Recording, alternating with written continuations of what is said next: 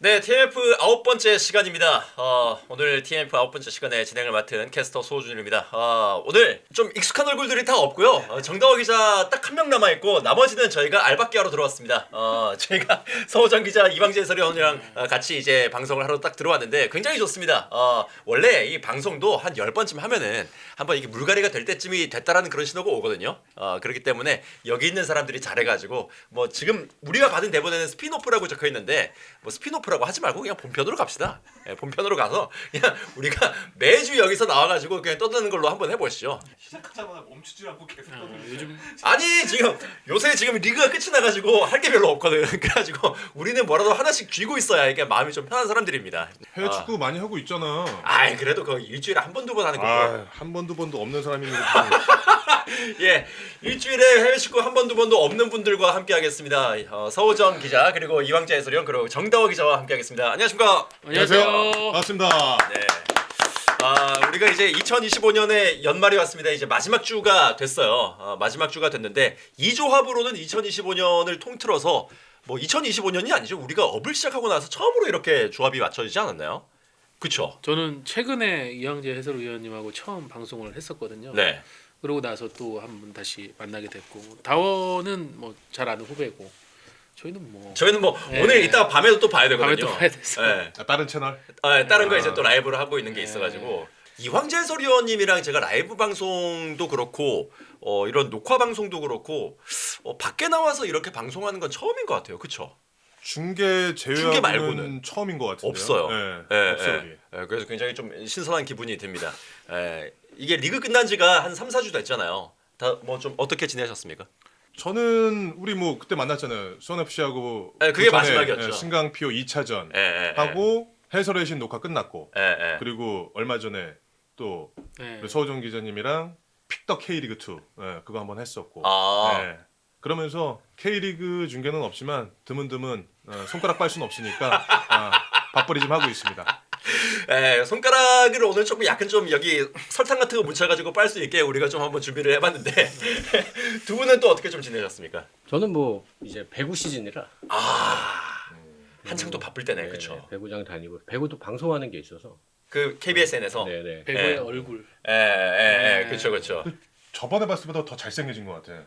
그래요. 머리를 잘라가지고 그러니까 이렇게 내리니까 턱걸이 좀 그만해요. 진짜 어깨가 제가 어깨 부상 중이라 요즘 턱걸이는 어깨가 쉬고 거의 있습니다. 뭐 나 오늘 진짜 이렇게 될 것 같아. 너무 이제. 잘못해진 것 같아. 아니 뒷모습만 보면 어디 유지태 씨인가 이러면서 이제 쫓아오게 돼요. 아니 그 오늘 제작진이 오늘 대본을 주면서 영포티 특집이래. 영포티 특집이라 그러는데 사실 정다워 기자는 영포티가 아니거든요. 아직 포티가 안 돼가지고 서티잖아요 아직까지. 저는 아직은 이제 좀 있으면 만으로 이제 39이니까 황재영님이 여기서 제일 많지 않아요? 제가 개띠예요. 저도 개띠입니다. 그러세요? 예. 어. 설마 70 개띠는 아니시잖아요. 70 개띠면 아니 서호정 기자가 이런 위트가 있는 분이었어? 아유 재밌어. 70 개띠면은 축구계 유명한 모임이 있어요. 견우회라고. 그런 게 있어요 또? 뭐 김병지, 조성환, 김도훈 오늘 많이 있어요. 가시네요. 네. 많이 가신다. 그건 아닐 거라고 저는 생각했습니다. 개인적으로 동네에서 가장 친한 형님이 70 개띠 형님이 있기는 한데 저도 큰 형으로 모시지 그 연배까지는 아직 가지 않았습니다. 이렇게 매겨도 되는 거죠 원래? 좋네. 이게 처음 같이 하는 건데 이게 토크가 쉴 새 없이 이렇게 나온다는 것 자체가 이게 스피노프로 그칠 건 아니다 이런 생각이 좀 아니 드네요. 같은 개띠라고 하니까 제가 확 마음이 놓여가지고. 저 그 이상인 저는 줄 형님이신 알았어요? 줄 알았는데 예. 진짜로? 그러니까 이게 약간 형 나는 내 나이를 찾고 싶어요. 네. 중학교 때도 고등학생인 줄 알고.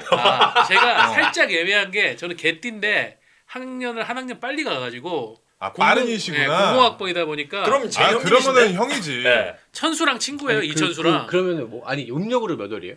음력으로 2월. 2월 그러면 내가 음력으로 2월인데. 저는 학교에 아버지 일찍 보내시려고 일찍 보냈구나. 화이트로 살짝 조져 그렇게 하셔가지고 우리가 그런 조작이 가능한 세대인가요? 그때는 왜냐하면 전산화가 되지 않아가지고 예. 저희 아버지 네. 제가 뭐 이제 공소시효 지났겠죠 아버지. 저희 아버지가 법원 공무원이셔가지고 기술을 좀 발휘하셔서 법원에 계시는 분께서 기술자네. 문서를 조작을 하신단 말이야? 그 덕분에 이제 천수랑 선수랑도 친구가 되고 아. 82년생이랑도 친구가 되는 예, 예, 묘한 81년생, 82년생. 천수 형이랑 친구로 지내면은 나보다 위가 확실한 거지. 당연히 천수 형은 나보다 형이니까. 예, 알겠습니다. 영포티 3명하고 아직까지 포티가 되지 않은 한 명이랑 이렇게 또 방송 한번 같이 해보도록 하겠습니다. 이게 이제 2025년의 마무리를 이제 들고 나와서 주제를 오늘 정해봤었는데 사실 2025년의 마무리는 여기저기서 많이 했었고 이제 다가올 2026년을 한번 K리그를 내다보는 시간으로 저희가 주제를 또 갖고 왔거든요. 2026년에 여러 가지 변화가 있겠습니다만 역시 가장 좀 눈에 띄는 게 각 팀들의 지휘봉을 잡은 사람들 감독들이 굉장히 좀 많이 바뀌는 시즌이 예고가 돼 있습니다. 지난 시즌 그러니까 2025 시즌에 시작했을 때 K리그 1과 K리그 2를 합쳐서 감독이 6명이 바뀌었는데 지금 확정된 사람만 11명이 바뀌는 것으로 일단 돼 있거든요. 저는 크리스마스 이브에 깜짝 놀랐어요. 뭐 이렇게 구단들이 크리스마스 선물을 주고 싶어가지고 그날 하루에만 6명의 감독 오피셜이 네, 있었거든요. 동시다발적으로. 네, 이정효 감독을 시작으로 해가지고 뭐 마지막에는 이제 박건하 감독까지 가는 그런 상황이 됐는데 진짜 깜짝 놀랐습니다. 이렇게 중량감 있는 그러니까 큰 빅클럽에서 중량감 있는 감독 선임을 줄줄줄줄 써내갈 줄은 꿈에도 몰랐어요. 네, 아무래도 이게 이정효 감독이 가장 좀 이번 겨울 이적 시장의 대마였다 보니까 대마가 이제 오피셜이 딱 뜨다 보니 나머지 행선지들도 착착착착 이렇게 밝혀지는 그런 모양새가 아니었나 싶습니다. 어쨌거나 제가 방금 전에 말씀드렸던 그 11명이라는 감독들이 바뀐다는 것 자체가 굉장히 좀 이례적으로 많이 바뀌는 그런 느낌이 아닌가 싶긴 한데요. 저는 이번 최근에 한 2, 3주 동안 전 진짜 공황장애 오는 줄 알았거든요. 제가 이제 일을 하는 입장이니까 아침에 눈을 뜨면 일단 네이버에 뉴스를 들어가 보는 거예요. 근데 누가 혹시 쓴 거 아닐까 이것 때문에 노이로제에 걸려가지고 그러니까 이제 처음부터 이제 취재를 쭉 해오는 입장이잖아요. 그래서 진전 상황을 이제 파악을 하고 있는데 이게 지금 어느 타이밍에 써야 되는지를 이제 감을 잡아야 되는데 제가 한 12월 20일부터는 계속 우리 정다호 기자한테 매일 카톡 보냈어요. 안 쓰냐? 그러니까 안 쓸 거야? 그 네가 타이밍, 써야지. 네가 써야지. 그 네가. 타이밍을 이제 어디든 간에 타이밍을 보고 써야 되는데 뭐 제가 이제 단독 기사를 쓰는 것도 중요하지만 이제 그 당사자의 입장이라는 게 있잖아요. 네. 그러니까 그 사람의 입장을 생각하다 보니까 제가 타이밍을 도저히 못 잡겠는 거예요. 괜히 내가 써서 좀 혹시라도 이게 어지러워지면 안 되니까. 이정현 감독 얘기하시는 거죠? 뭐 이정효, 정정민 감독 다 그렇죠. 다 뭐 사실 여러 팀들이 그런데 그것 때문에 제가 진짜 아침마다 막 약간 숨 막히듯이 들어가가지고 누가 지르지 않았을까? 누가 혹시라도 어떤 지렀을까봐 놈이 지렀지? 스트레스 엄청 받다가 이제 끝나니까 속이 시원한데 되게 힘든 한 2, 3주였던 것 같아요. 아니 그 이정효 감독 같은 경우에는 그 MBC에서 그 단독을 달고 가장 먼저 좀 수면 위로 올렸었잖아요. 근데 뭐 두 분의 기자님들이야 당연히 이제 그걸 이제 트래킹을 하고 계셨으니까 알고 계셨을 텐데 굉장히 좀 소위 말해서 그 낙종을 하게 되면은 조금 기자들 사이에서는 좀 힘 빠지지 않습니까 그게? 근데 솔직히 이정현 감독은 그게 단독이 의미가 있나요? 그게? 의미가 없는 다들 거죠. 알고는 있었잖아요. 알고 네, 있었어요. 네, 저희도 그렇고 다 알고 있었는데 저나 이제 정다워 기자처럼 이제 이정현 감독과 소통을 하고 지내는 기자들 같은 경우는 이정현 감독이 요청을 한 게 하나 있었어요. 광주의 입장.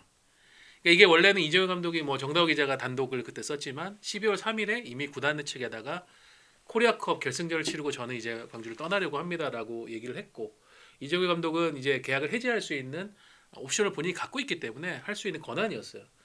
근데 문제는 12월 9일 제가 기억하는데 왜냐면 제가 그날 이정효 감독을 만났는데 같이 만나서 얘기하고 있는데 갑자기 그 광주 FC 구단 강기정 시장님께서 이정효 감독을 잡을 겁니다. 라고 해서 감독님 이거 떴는데 그 이정효 감독이 보시더니 하하 이러면서 그러니까 거기서 약간 꼬인 거예요. 그러니까 광주시와 그 구단주의 입장이 우리 못 보내. 죽어도 못 보내 이정효. 이게 되면서 약간 꼬이기 시작했고 그래서 이걸 어떻게 풀어야 되나 뭐 이런 얘기를 하다가 이제 그게 해결된 시점이 이제 강기정 시장이 그로부터 한 열흘 가량이 지나서 이정효 감독을 이제 더 큰 무대로 보내주겠습니다라는 입장을 올리면서 그때 이제 사실상 이정효 감독의 이제 소원행은 공식화된 거죠. 자 이렇게 이정효 감독이 수원 삼성으로 가는 게 확정이 됐고 각 팀들별로 한 번씩 다시 살펴본다면은 K리그 1에는 전북의 정정용 감독, 울산의 김현석 감독, 제주의 세르지오 코스타, 그리고 광주의 이정규, 그리고 김천은 또 새로운 감독을 찾아야 되는 그런 상황이고요. 그리고 K리그 2 같은 경우에도 경남 배성재 감독, 아산 임관식 감독, 전남의 박종혁 감독, 수원 삼성 이정현 감독, 수원 FC 박건하 감독, 충북 청주 역시 새로운 감독이 부임을 해야 되는 그런 상황이 되겠습니다. 저는 여기에 사실은 천안 시티 FC, 천안 시티하고 안산 그리너스도 사실상 여기에 또 추가돼야 된다고 봅니다. 그렇죠. 예. 천안 같은 경우에 박진석 감독이 아직 공식 데뷔전 치르지 않았고 안산도 최문식 감독이 최종전 때 한 경기 39라운드 때 들어왔죠. 네. 예. 아무래도 또 그렇다 보니까 정말 많은 사실상 거의 한 절반 가까운 팀들이 이렇게 감독을 바꿔가지고 다음 시즌을 이제 준비를 하게 되는 그런 상황인데 좀 이 많은 감독들이 오가는 와중에 완전히 새로운 얼굴들은 뭐 그렇게까지는 많지 않다라는 그런 평가들이 좀 있거든요. 조금 더 비판적으로 보시는 분들 같은 경우에는 뭐 단장들이 바뀌는 경우들도 있고 감독들이 바뀌는 경우도 있습니다만 약간 이거 회전문 느낌이 드는 게 아니냐 이렇게 말씀을 하시는 분들도 있습니다만 좀 원인이 어디에 있을까요? 일단은 감독 풀이 적을 수밖에 없는 구조라고 생각을 하고요. 여러 가지 이유 중에 하나는 지금 80년대 이제 초반생들의 선수 생활이 너무 길어졌다. 그러니까 이분들이 이제 슬슬 감독을 할 수 있는 나이가 됐는데 그 연령대가 지도자 데뷔가 엄청 늦었어요, 대부분이. 그러니까 그분들이 조금 더 신선하게 올라와 줘야 되는 타이밍인데 그분들이 뭐 한 30대 후반까지 선수 생활하고 이러면서 굉장히 그 연령대가 너무 좁다라는 생각을 많이 하고요. 그래서 이게 자꾸 우리가 아는 얼굴, 뭐 저 사람이 또 일로 가고 하는데 그게 구조적으로 어쩔 수 없는. 일단 P급 자격증이 가장 큰 거죠. 네. 그 P급 자격증이 있어야 프로 무대에서 맞아요. 감독 자리에서 일을 할 수 있으니까 결국에는 우리가 이야기하는 그 P급 자격증을 가지고 있는 풀 자체는 한정이 돼 있고 또 결과가 나오지 않는 구단에서는 감독 교체에 대한 것을 가져가야 되는 것이고 그러면 또 새 인물을 찾게 되면 또 막상 없어요. 그러니까 우리가 어디선가 한번은 봤었던 인물 그리고 다른 팀에서 지도를 했던 인물을 또 받아들일 수밖에 없는 팬들의 입장이 되는 것이고 과거에는 이제 P급 자격증에 대한 것이 그 규정이 완벽하게 되어 있지 않을 때는 뭐 다양한 인물들이 좀 선을 보일 기회가 있었지만은 P급 자격증을 갖춘 사람만이 감독을 할 수 있는 현재 시점에서는 뭐 회전문 인사다 뭐 이런 표현은 뭐 듣기에는 뭐 별로 적절하지 않을 수 있겠지만은 어쩔 수 없는 선택이다. 현재 K리그로 봤을 때 좀 그런 흐름인 것 같습니다. 저는 발전적 형태의 고인물이라고 총평하고 싶어요. 네. 왜냐하면 뭐 고인물이다, 뭐 그 나물이 그 밥이다라고 하는데 사실 새롭게 기회를 받는 분들이 좀 지도자 경험이 긴 분들이 많아요. 요즘에는. 예, 그러니까 우리가 좀 지겨운 거는 2002 세대들에게 기회가 한참 몰빵되던 그 분위기가 저는 오히려 그게 좀 더 회전문 인사에 가깝지 않나라고 생각하고 지금 이분들은 어쨌든 지도자로서 충분한 경험을 쌓았고 또 한 번 뭐 이렇게 한번 실패를 했더라도 그때 뭔가 의미 있는 성과를 보여준 사람들 뭐 임관식 감독이라든가 배성재 감독이라든가 그리고 지금 82년생 이정규 감독 같은 경우에는 사실은 좀 신선한 선임이라고 생각을 하거든요. 이런 부분들에 있어서는 분명히 이전의 어떤 회전문 인사보다는 변화가 느껴진다. 지금 외국인 감독이 너무 적어서 아쉽다고 하시는 분들이 많이 있는데 있어요. 네. 있는데 그거 사실 되게 맞는 말인데 그게 구단 입장에서는 굉장히 어려운 선택이라는 것도 좀 말씀을 드리고 싶어요. 그러니까 최근에 우리가 포획 감독을 통해서 되게 경쟁력 있는 사람이 들어왔구나라는 걸 느꼈지만 그 앞 사례들을 보면 흔히 말했던 이제 폭망했던 사례들이 있거든요. 예를 들어 전북도 마찬가지죠. 전북도 이 페트레스코 감독을 통해서 거의 이제 붕괴가 됐고 그 다음에 부산 아이파크라든지 뭐 전남 드래곤즈라든지 이런 팀들이 외국인 감독 선임했다 다 피봤거든요. 그러니까 조심스러울 수밖에 없는 거예요. 그래서 뭐 이번에 물론 제주가 외국인 감독 선택을 하긴 했지만 그렇게 리스크를 감수하고 할 팀이 많지 않다는 것도 팬들이 좀 아셔야 되는 부분인 것 같아요. 그러니까 저는 발전적이라는 거는 결국은 외국인 감독이 지금 제주의 세르지오 코스타 감독 그리고 파주의 제라드 누스 감독 충북 청주도 지금은 결국 정확히 누가 오는지는 아직은 결정이 안 났지만 포르투갈 국적의 감독을 데려오거든요. 이제 2025 시즌은 포획 감독 한 명이었지만 2026 시즌 이제 3명이에요. 이런 식으로 어쨌든 포획 효과는 분명히 외국인 감독의 수 증가로 어느 정도 나타난 건 맞다. 네. 예. 아무래도 바로 옆에 있는 J리그 같은 경우에는 굉장히 많은 숫자의 외국인 감독이 있다 보니까 뭐 과정 조금 더 보태면은 한 절반에 가까운 팀들이 외국인 감독들을 좀 선임을 하고 또 기용을 하고 있다 보니까 조금 더 비교가 돼서 좀 이런 이야기들이 나오는 게 아닌가 그런 생각은 드는데요. 어쨌거나 이렇게 11팀이 감독을 바꾸게 됐습니다만 이 11팀 중에서 아직까지 완벽하게 오피셜이 뜨지 않은 방금 전에 말씀하셨던 충북청주 같은 팀들도 있고 그리고 여기 명단엔 포함이 안 돼 있는데 뭔가 아직까지는 좀 불안불안해 보이는 대구라든지 뭐 이런 팀들까지도 아직은 좀 잠재적으로 감독 교체의 그런 가능성이 남아 있는 것은 사실이거든요. 네, 지금 12월 26일자 기준으로 대구 FC는 김천 상무하고 맞물려 있어요. 지금 김천 상무가 이 정종용 감독이 떠나면서 후임자를 못 찾는 게 아니라 후임자가 없습니다.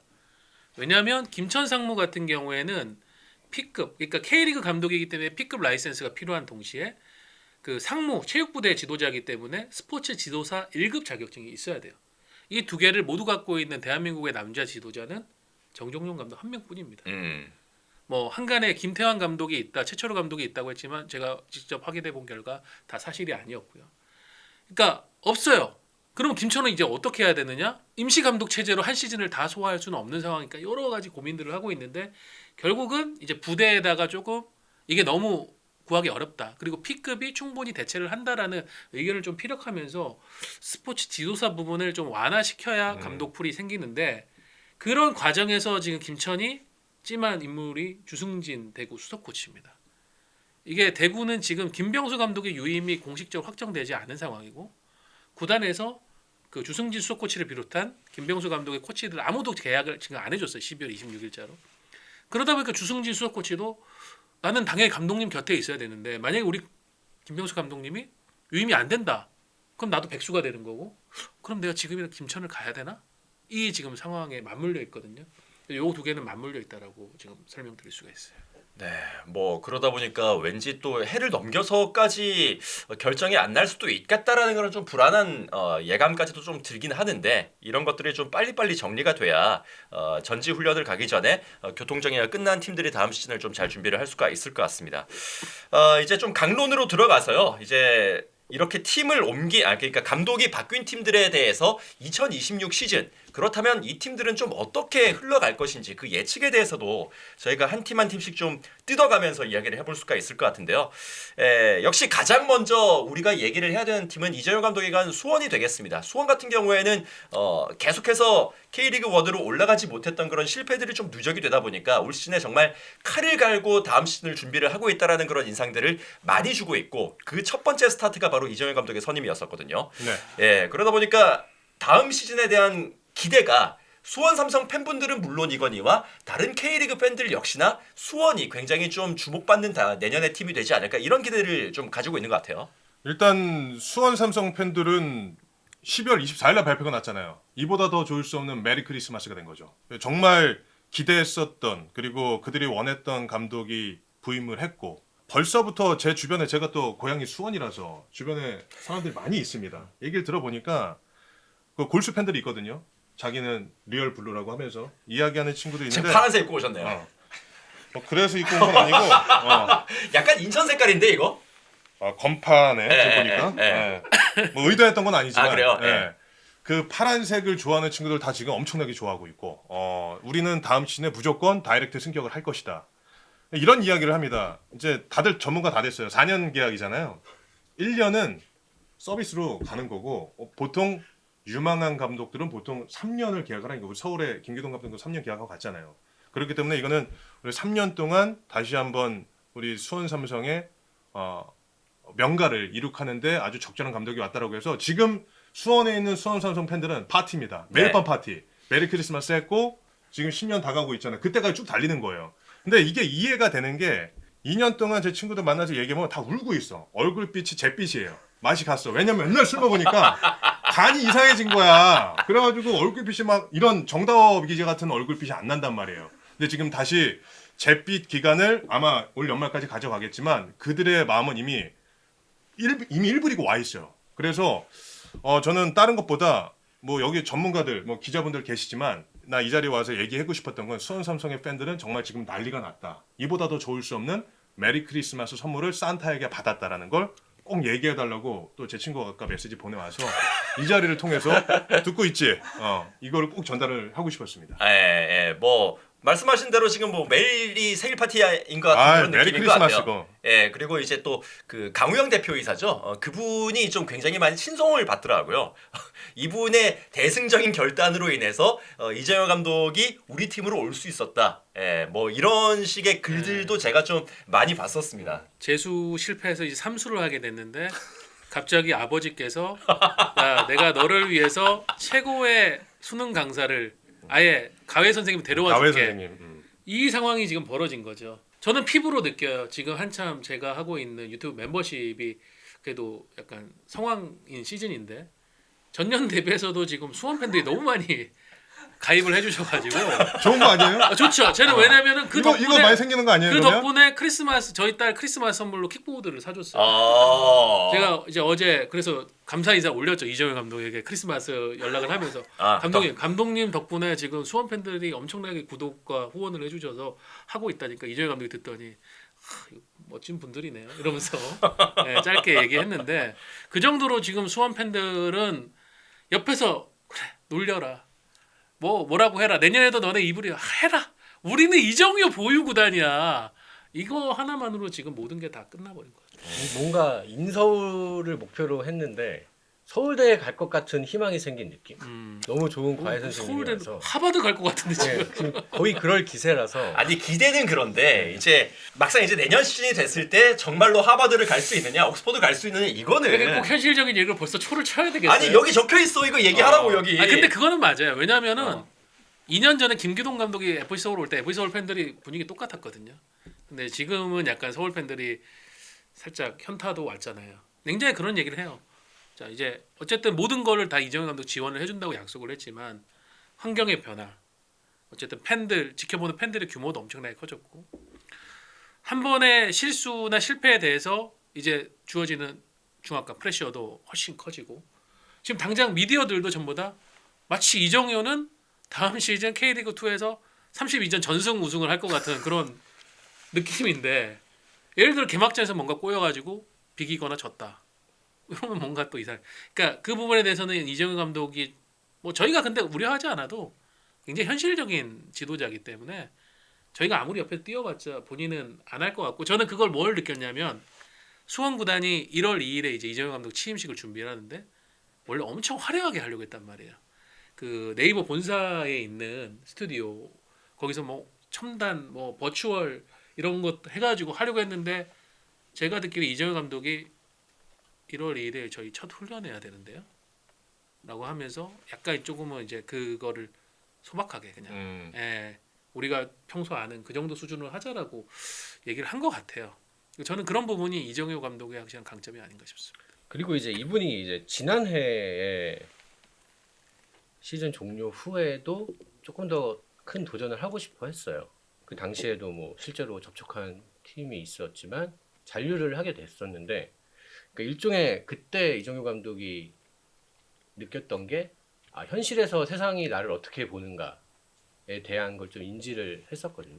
그리고 이제 계속 따라다녔더니 과연 이정효 감독이 조금 더 큰 규모의 클럽에서 되겠냐, 저렇게 개성 강한 사람, 독특한 사람이 통하겠냐라는 그런 말을 들을 때마다 늘 그분이 입버릇처럼 했던 말이 내가 그 팀 가서도 이렇게 할 것 같냐, 내가 지금 광주에 있으니까 이렇게 하는 거지, 내가 다른 팀 가면 어떻게 하는지 내가 보여줄 건데 이렇게 안 한다, 난 무조건 달라진다 라고 얘기를 했었거든요. 그러니까 그분은 이 팀, 저 팀, 그 팀에서 원하는 목표를 달성하기 위해서 내가 어떻게 해야 된다는 걸 아주 잘 아는 사람이에요. 그래서 그거에 대해 걱정하시는 분들이 있겠지만 저는 뭐 크게 걱정하지는 않고 충분히 뭐 해낼 수 있지 않을까. 이정효 기대는 감독이 늘 강조하는 키워드가 성장, 진화.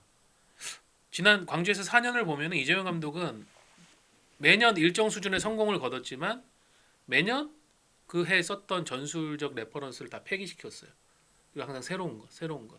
마지막 4년 차에는 그 지난 앞선 2년보다 쪼그러진 스쿼드로 뭔가 결과를 내기 위해서 마지막에는 굉장히 성글군 축구, 단순하지만 성글군 축구까지 하면서 결과를 가져오는 방식까지 보여줬었단 말이에요. 이제 저는 이제 그런 부분들 감독이 계속 뭔가를 고민하고 아이디어를 얻고 새로운 걸 시도해서 내가 성장을 이뤄보겠다, 성공을 이뤄보겠다고 하는 그 욕망이 크기 때문에 저는 아마 수원에서는 그가 그리고 있는 플랜들이 하나하나 이루어지지 않을까 싶습니다. 이런 것도 좀 있을 것 같아요. 광주에서 항상 지금 서호정 기자가 언급한 대로 일정 수준의 성적을 일궈냈었던 주축 선수들이 계속된 이탈이 있었잖아요. 뭐 이순민 선수라든지 엄지성이라든지 이희균 계속해서 나가는 와중에도 스쿼드의 변화, 그러니까 어떤 감독이든지 키 플레이어는 있을 수밖에 없는 것이고 전술의 축은 있을 수밖에 없는 것인데 그 축들이 나가서 부지한 공간 속에서 다시 이종의 축구를 다시 만들었단 말이죠. 근데 그것이 대한민국 프로축구의 최상의 레벨인 K리그 1에서 먹힙니다. 아시아에서도 먹혔죠. 그리고 아시아에서도 먹혔었고 그렇기 때문에 이 변화된 수원 삼성이라는 팀에서도 다른 구성원들을 데리고 다시 이정효 감독의 축구를 해야 되는 것은 분명하지만 그러한 약간 시행착오라고 할까요? 또 내가 변화된 조건 속에서 어떻게 돌파를 해 나가야 되는지는 저는 광주에서 이미 다 끝났다고 생각을 해요. 이미 이정효 감독은 그 정도의 레벨은 저는 아니라고 개인적으로 감히 생각을 하거든요. 그래서 다음 시즌에 수원 삼성에서 모두가 기대하고 있는 것만큼의 퍼포먼스와 결과를 난 충분히 가져갈 수 있을 것이다 라고 좀 생각을 하고 싶네요. 일단 하고 싶은 만큼 훈련할 수 있잖아요. 수원은. 그게 크죠. 예, 광주는 그게 광주에서 안 이정효 됐으니까. 감독이 맨날 하는 얘기가 저희도 하루에 2번 훈련 좀 해보고 싶어요. 환경이 안 되니까 하루에 2번 훈련을 할 수가 하고 싶어도 못하는 팀이었어요. 뭐 이정효 감독이 그렇게 훈련 하루에 2탕 할 스타일은 아니긴 하지만 그래도 뭔가 좀 훈련이 성장이 더 필요한 어린 선수들한테는 뭔가 더 하고 싶은데 그게 안 되니까 광주는 할 수가 없었는데 수원은 일단 클럽하우스 앞에 정말 좋은 훈련장 4면이 따다다다 깔려 있으니까 뭐 수원 팬들이 아마 그럴 거예요. 감독님 하루 4탕도 괜찮습니다. 하십시오 마음껏. 90년대 축구야? 뭐 대탕시각이야? 그러니까 이제 뭐 이정효 감독이 내년 시즌 들어와 가지고 잘 할 것 같다라는 그런 기대감들은 계속해서 좀 부풀어 오르는 그런 상황인데 아무래도 기자분들이 지금 두 분이 계시다 보니까 썰보따리들을 좀 갖고 계시잖아요. 그러면 바뀐다 그러면은 좀 어떤 방향으로 바뀔 것 같은지 그런 힌트 같은 것들이 지금 좀 있을까요? 이정효 감독이 그 수원행이 이제 거의 이제 유력해지는 상황에서 데려올 수 있는 선수들을 적극적으로 본인이 좀 알아보고 계시더라고요. 네. 그 리스트가 상당히 흥미롭긴 하고 제가 뭐 지금 당장 말씀드릴 수는 없지만 근데 수원 팬들이 들으시면 얘기해줘요. 그건 안 왜 안 돼요. 돼요? 아 이거 방송 언제 나가요? 이거 언제? 월요일에 나갈 생각이에요. 그때까지는 결정 안 나는 썰들인가요? 안 날 것 같아요. 용기가 없어. 뭐 팬들이 뭔가 상상하기 어려운 이름도 있긴 한데 근데 네, 제가 볼 땐 지금 아예 언급이 안 된 선수들도 몇몇 있어요. 네, 그래서 꽤 흥미로운 리스트가 있는데 그게 성사만 되면 수원 삼성 팬들은 진짜 하버드 가겠구나. 그 정도예요? 아니 국가대표 달고 있는 선수예요. 국가대표 출신이죠. 네, 뭐 그런 출신? 선수도 있고. 해외도 다녀왔습니까?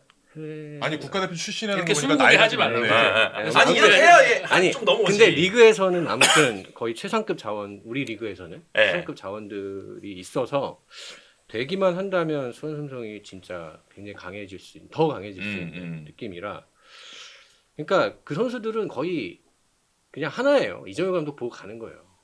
이부 리그에 갈 선수들은 아닌데 그런 선수들이 좀 있어서 근데 이제 그게 가지 못하게 된다면 결국 이부 리그라서 못 가게 되는 수원 삼성은 되게 재밌을 것 같아요. 지금 팬들이 너무 좋을 것 같아요. 누구에 얘기해줘? 빨리 친구들한테 얘기하게. 그거는 좀 쉽지 않습니다. 전술적으로 예상을 해보면은 솔직히 예상하는 게 무의미합니다. 이정효 감독이 지금 이제 이 수원하고 협상을 타결하는 동안에 영국에 가가지고 2주 가까이 그것도 자신의 어떤 브레인이라고 할 수 있는 박원교 전술 코치하고 같이 경기를 한 3경기인가를 본 걸로 아는데 하필 그 경기 중에 토트넘 리버풀이 있어가지고 감독님 뭐 아이디어를 구하러 간 것 같은데 저 경기에서 별로 못 얻었을 것 같은데 그런 생각 들었는데 이정효 감독은 1차 전지훈련 때 연습 경기를 안 하는 감독이에요. 보통은 다른 감독들은 2경기에 3경기를 하고 많이 하는 팀들은 뭐 5경기도 하는 팀들도 있어요. 실전 위주로 초반부터 빡세게 가는 구단들도 있는데 이정효 감독은 아예 외부 연습 경기를 안 합니다. 약 한 20일 가까운 시간을 선수들 훈련, 자체 연습 경기 이것만 하거든요. 근데 정말 공개하는 거 싫어해요. 어떤 사람도 이 훈련을 볼 수 있는 자격은 없다. 이건 우리 선수단만의 것이다. 그래서 사실 1차 전지훈련 때 뭐 하고 있는지 밖으로 거의 안 새어 나올 겁니다. 2차 훈련을 아마 그 수원이 일본의 미야자키로 가는 걸로 아는데 거기서 이제 일본 쪽 팀하고 연습 경기를 할 때 뭐가 보일 거고 그리고 일단 개막전 때 나오겠죠. 그러니까 마음껏 수원 팬들은 효보지가 무슨 축구를 할지 그냥 상상을 해보시고 개막전 때 한번 그게 얼마나 들어맞는지 비교해 보시면 될 것 같아요. 뭐 광주 팬들은 기억하시겠지만 광주가 2022년에 그 첫 경기에서 졌어요. 김포. 네, 졌어요. 그때 굉장히 공격적으로 하다가 졌는데 뭐 개막전 혹시라도 진다고 뭐 너무 좌절하지 마시고 그게 우승했으니까 뭐 초반에는 시행착오가 나올 수 있는 거고 뭐 장기적으로 봤을 때는 충분히 뭐 기대를 하셔도 좋을 것 같습니다. 지금 저희 제작 PD가 그 적어준 의문이 하나가 있거든요. 그러니까 지금의 수원 삼성이 이정효 감독이 마음껏 이제 꿈을 펼칠 수 있을 만큼 지원을 해주는 빅클럽인가라는 이런 퀘스천 마크를 하나 붙여놨는데 이거에 대해서는 어떻게 생각하십니까? 뭐 광주랑 비교하면 음. 뭐 너무 감사한 환경 아닐까요? 그리고 뭐 제가 알기로는 그 계약 조건 중에 하나가 이제 선수 인건비 쪽 예산 올려주는 게 포함되어 있는 걸로 알고 있고 그 정도로 뭐 수원에서 약속을 했으니까 물론 뭐 전북이나 울산과 비교하면 예산 규모가 조금 적을 수는 있지만 제가 볼 때는 이정효 감독은 되게 행복하게 시즌을 준비할 수 있을 것 같은 생각은 듭니다. 차범근 감독 시절에 그 레알 수원이라고 부르던 시기에 그 시절에 이미 수원이 예산을 400억 넘게 썼었거든요.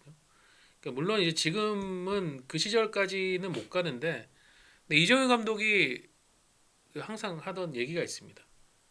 인건비 100억만 쓸 수 있게 해주면 우승 한번 해보겠다. 수원은 제안은 인건비 100억 원은 충분히 감당 가능한 팀이고 그게 주어졌을 때에 이정효 감독이 어떤 스쿼드를 꾸려서 그 스쿼드로 무슨 축구를 하는지 저도 어서 보고 싶어요.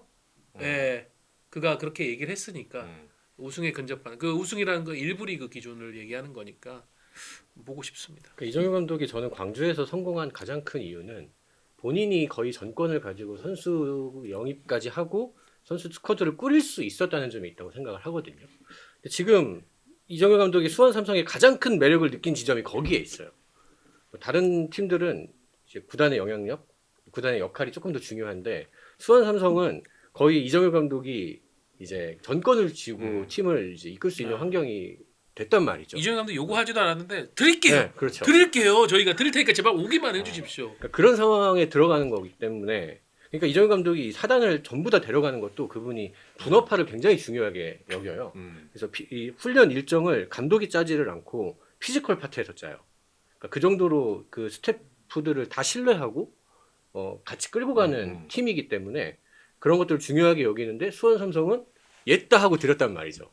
그러니까 그런 환경이니까 더 이정효 감독이 너무 행복하게 할 수 있을 것 같은 느낌입니다. 뭐 우리 제작 PD를 비롯해 가지고 뭐 수원 팬분들도 많이 이 방송을 나중에 보실 텐데 좀 그런 걱정들도 있고 기대감도 있을 텐데 그런 이런저런 마음들을 안고 이제 다가올 2026 시즌 한번 지켜보시면 좋겠습니다.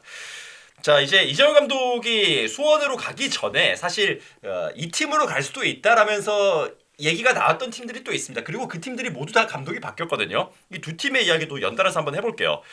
가장 먼저 전북 이야기 한번 해보겠습니다. 전북은 결국 김천 상무의 정정용 감독이 이제 새롭게 부임을 하게 됐습니다. 포획 감독이 팀을 떠나면서 새롭게 이제 감독을 구해야 되는 그런 상황이었었는데 최종 선택은 정정용 감독이었습니다. 올 시즌에 김천에서 이제 보여줬던 그런 모습들 또 김천의 그런 호성적들이 있었기 때문에 일단 정정용 감독에 대해서 기대를 하는 그런 시선들은 또 분명히 있는 것 같아요. 이거는 우리 정종용 감독의 양아들로 불리는 아 그래요? 정다워 기자가 같은 정씨입니까? 정리를 해주지 않을까. 같은 정신은 아니에요. 아 그래요? 네. 지난해에도 해요, 오늘.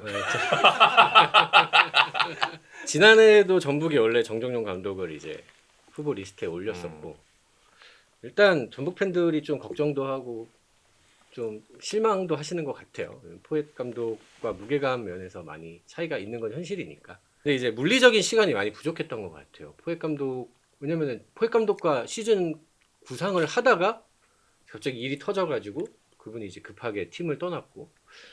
그럼 물리적으로 그 정도 무게감이 있는 외국인 감독을 영입할 시간이 되느냐 쉽지 않았던 것 같고 이미 어느 정도 레퍼런스가 있는 그리고 지난해에 이어서 올해에도 좋은 성적을 낸 김천. 근데 그 뭐 아시겠지만 해설위원이니까 잘 아시겠지만 이 김천의 축구가 되게 좋았단 말이에요. 뭐 공수 템포라든지 뭐 압박의 이 균일함이라든지 이런 것들이 굉장히 현대 축구에 맞는 스타일이었고. 그러니까 전북은 가장 안정적인 선택을 한 것 같아요. 리스크를 좀 줄이자.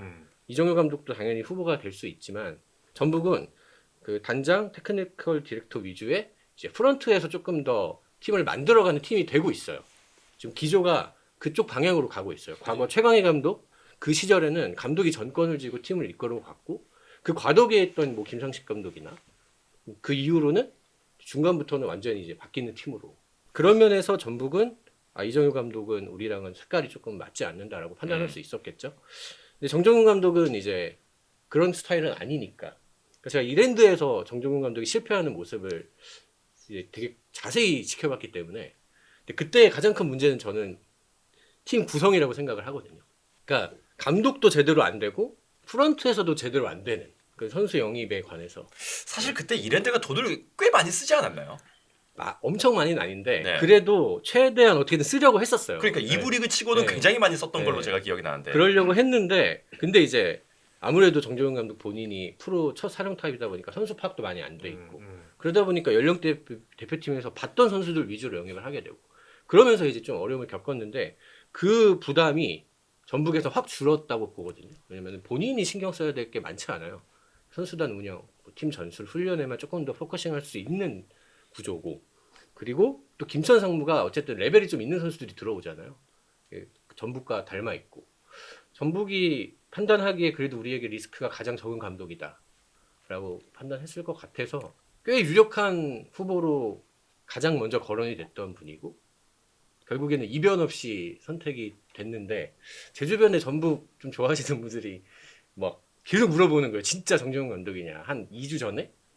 그래서 제가 지금 말은 안 했는데 그렇게 여론이 막 좋지는 않더라고요. 뭐 이해는 하고 뭐 좀 지켜봐야 되지 않을까 싶습니다. 그러니까 그런 느낌이죠.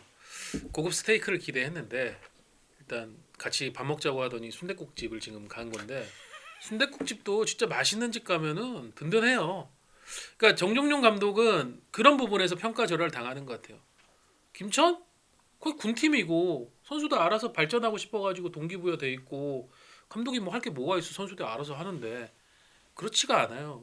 상무라는 팀 뭐 이전에서 상주 상무, 강주 상무 정종용 감독이 맡았던 지난 2년 반처럼 이렇게 안정적이고 균일하게 좋은 성적, 좋은 축구를 낸 시기가 없었어요. 옛날에 뭐 조진호 감독이 잠깐 그거 보여준 적이 있었긴 했는데 그러다가 또 이렇게 흔들렸었고. 그러니까 저는 정종용 감독이 어쨌든 서울 이랜드 시절에 실패해서 분명히 배운 게 있었고 그거를 김천 상무에 가서 잘 했고 그리고 정다호 기자가 얘기한 전북이라는 구단이 이제 프런트 중심의 어떤 선수 영입 계약을 하고 그거를 감독이 그 선수들을 얼마나 잘 깨가지고 하나의 멋진 보석을 만드느냐 이제 그걸 할 수 있는 지도자를 찾았기 때문에 한 거고 중도에 제가 알기로 외국인 감독 접촉했던 걸로 알고 있는데 잘 안 됐어요. 그러면은 무슨 선택을 해야 돼요? 우리가 갖고 있는 국내 감독 중에서 가장 우리가 레퍼런스를 확인을 하고 성향상 가장 맞다고 그럼 당연히 저는 정종윤 감독 선택하는 게 순리였다고 봅니다. 네. 예. 그리고 전북 팬들이 꼭 아셔야 될 게 있는데 이 정종윤 감독이 지난 그 19일에 공식 레터를 받았는데 울산 현대가 굉장히 정종윤 감독이 적극적으로 러브콜을 보냈어요. 제발 저희에게도 제발 저희에게 기회를 주세요. 진짜로 정말로 간절하게 러브콜을 보냈어요. 여기저기 다 뿌린 거 아닙니까 울산이? 그건 아니에요. 저는 그래요? 네, 그건 아니고. 저는 그렇게 들었어요. 울산이 전북이 외국인 감독도 고려하고 있다는 얘기를 듣고 혹시 안 되면 맞아요. 네. 그때 저희한테 오세요. 정종용 감독이. 저희 다 받아드릴게요. 전북이 급 선회를 하기를 기다린 거예요. 음. 혹시라도 전북이 정종용 감독을 안 하면 그럼 바로 우리가 해야겠다라고 해서 그 그러니까 레터를 주기로 한 약속한 날 자체가 이제 19일인데 네. 그 18일까지도 정종용 감독한테 혹시라도 전북에서 연락이 안 오면 꼭 저희에게 와주십시오. 이렇게 하고 진짜 간절하게 기다린 거예요. 근데 이제 19일 레터를 받았기 때문에 정종용 감독은 신의를 지켜야 된다. 여기랑 이미 내가 어느 정도 얘기를 했으니까. 근데 사실 중간에 정종용 감독은 울산이 조금 더 부담이 적은 팀이라고 얘기를 했어요. 왜냐면 전북은 더블을 한 팀이잖아요. 울산은 거의 뭐 망할 뻔한 팀이에요. 여기는 가서 내년에 한 3, 4등만 해도 잘했다. 그래도 뭔가 재기에 성공할 조짐이 보인다. 라고 할 수 있는 팀이잖아요. 근데 그 부담이 적다는 거를 알면서도 내가 그래도 전북이랑 미리 얘기를 했으니 나는 믿음을 지켜야 돼 하고 전북에 간 거예요. 그래서 전북 팬들은 이거는 좀 알아주시기는 해야 될 것 같아요. 근데 과연 팬들이 3, 4위만 해도 만족을 할까요? 울산이요. 그러니까 울산이 하지 않을까요? 2시즌 전에 전북이 10위했었죠. 그리고 그랬죠. 전북은 바로 지난 시즌이죠. 근데 저희가 얘기도 했지만 전북은 응. 그냥 축구만 못한 거잖아요. 근데 울산은 팀이 풍비박산이 났잖아요. 어. 성적만 안 좋은 게 아니라 그래도 그 전에 3연패를 했는데 저는 그렇지 않다고. 왜냐면은 그 팀이 완전히 망가진 거에 대한 팀이 전북은 망가졌나요? 울산은?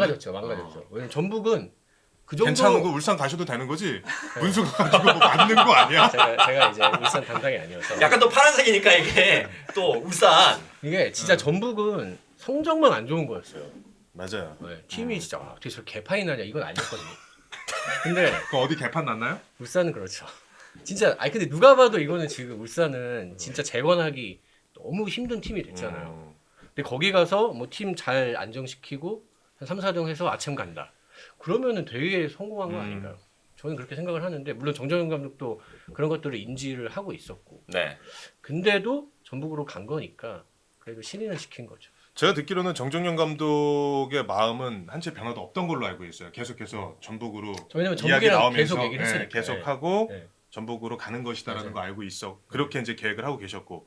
근데 누가 오든지 간에 포획 감독의 그림자 속에서 자유롭지 못한 것은 누구나 다 알고 있을 거예요.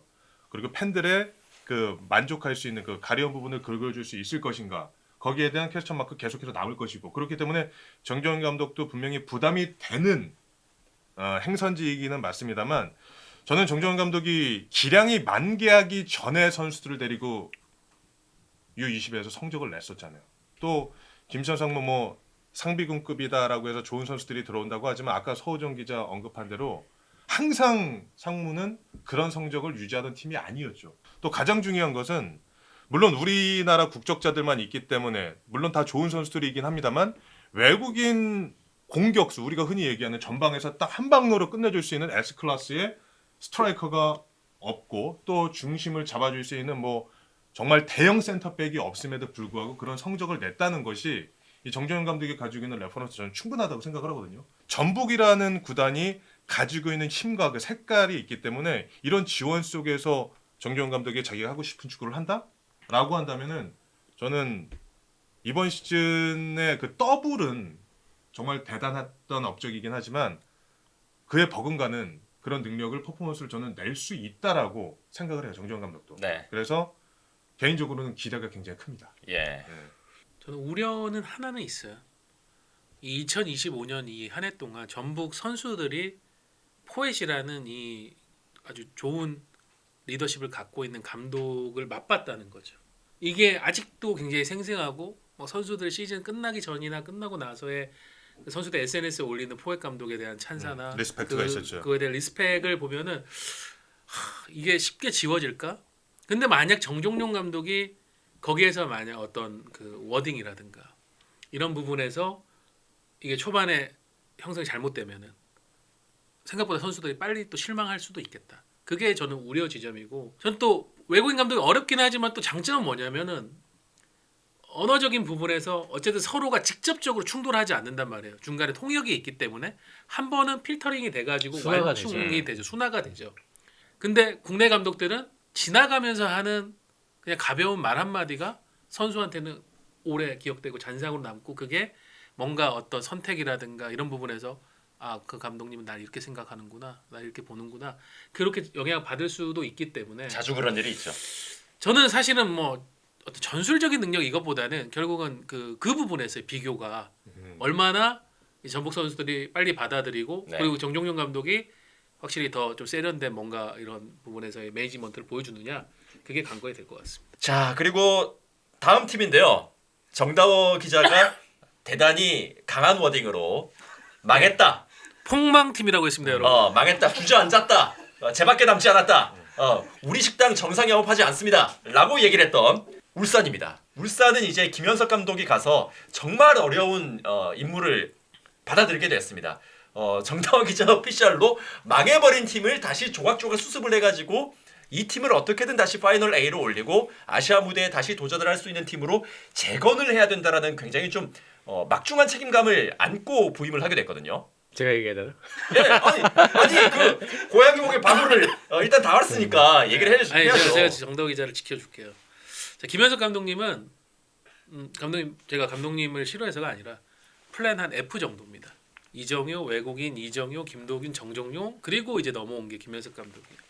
그래도 저는 김현석 감독이 대단한 게 그렇게 넘어왔으면 본인도 고민을 좀 하거나 야 이게 내가 지금 들어갔다가 덤탱이 씌는 거 아니야 이런 고민을 할 수 있지만 이분은 그래도 과거에 미스터 울산이라는 타이틀까지 붙었던 팀의 레전드고 본인의 마음 한켠에 언젠가 울산 감독 하고 싶다라는 그 열망이 있었기 때문에 지금 아무 그런 고민 없이 잡았단 말이죠. 근데 현실적으로는 지금 당장 넘어야 될 산이 많아요. 코칭 스태프 구성 그리고 와해된 분위기가 완전히 깨져버리고 지금 뭐 주축 선수들 다 나가고 싶다고 하는 이 선수단 분위기를 어떻게 지금 다시 하나로 만들 것인가 이게 진짜 어려운 난이도가 높은 과제란 말이죠. 이걸 위해서 지금 김도균이란다. 여기서도 지금 똑바로 이름이 불리지 않네. 죄송합니다 감독님 사랑합니다. 예. 본심이 나온 것 같아요. 울산은 김도균 감독이었는데라고 생각하시는 것 같아요. 우리 참. 김현석 감독님이 지금 이제 발표는 24일이었지만은 그 이제 일요일 정도에 확정이 되고 나서 굉장히 불철주야 지금 뭐 노력을 하고 있는 것 같아요. 그러면 울산의 김현석 감독 부임은 메리 크리스마스 아닌가요? 12월 24일이었는데. 새해 안 넘어간 게 다행이죠. 감독 선임한 것 자체가 저는 다행이라고 생각합니다. 아, 그 정도다. 그 정도 근데- 상황이 안 좋았기 근데 때문에. 한간에는 그런 루머가 있어요. 뭐 선수들 무서워서 감독들이 기피했다. 그거는 전혀 사실은 네, 그건 아니고요. 아니고. 앞에 있었던 감독들이 저마다의 사정으로 아까 뭐 정다우 기자 정종윤 감독 얘기도 해줬고 김도균 감독은 계약이 묶여 있기 때문에 그 그룹에서 절대 허락을 안 했어요. 그리고 이정효 감독 같은 경우에는 사실은 뭐 제가 볼 때는 그런 어떤 절실함 우리가 당신을 정말 원해요라는 그 메시지가 수원보다는 떨어졌기 때문에 결국 이정효 수원으로 갔고 뭐 비셀고베 요시다 감독 같은 경우에는 J리그 안에서 남는 걸 선택했고 이런 이제 상황 때문이지 뭐 선수가 무서워서 뭐 감독이 그래서 안 간다 그거는 전혀 사실 아닙니다. 선수가 무서워서 못 간다라는 생각을 한다면 어떻게 감독합니까? 감독하면 안 될까? 네. 말이 안 되는 거예요. 그건 아닌 것 같아. 그러니까 예. 그게 하도 지난 전임 감독님 사태 때 그게 부각이 돼서 그런 거지 뭐 그런 분위기는 전혀 아니었고 그러니까요. 충분히 매력을 느끼는 분들이 많았죠. 그러니까 울산도 원하는 어떤 수준의 감독이 있고 그리고 그 감독들에게 줄 수 있는 보상이 있고 이제 그거를 이제 계속 쫓다 보니까 실패하고 마지막에는 야 이러다가 진짜 우리 시즌 준비가 안 되겠다 이러면서 이제 나온 카드가 레전드. 예, 그리고 그 레전드는 자신이 사랑하는 팀, 사랑하는 팀에 대한 책임감을 또 받아들였고, 네. 예, 그렇게 해서 이제 선임된 겁니다. 자, 어쨌거나 김현석 감독이 이제 팀의 선택 부름을 받아서 부임을 하게 됐습니다. 그러면은 이러니 저러니 하는 그런 이전 과정들은 다 차치를 하고서라도 이제 신임 감독이 됐으니까 김현석 감독이 울산에서 보여줄 수 있는 본인의 가장 큰 장점, 본인의 능력에 대해서 우리가 좀 한번 예상을 해보고 기대를 해봐야 될 것 같은데 김현석 감독에게서 기대할 수 있는 가장 큰 장점은 좀 뭐가 있을까요? 스타벅스 커피 기프티콘이죠. 맨날 쏴주시나요? 굉장히 잘 써주십니다.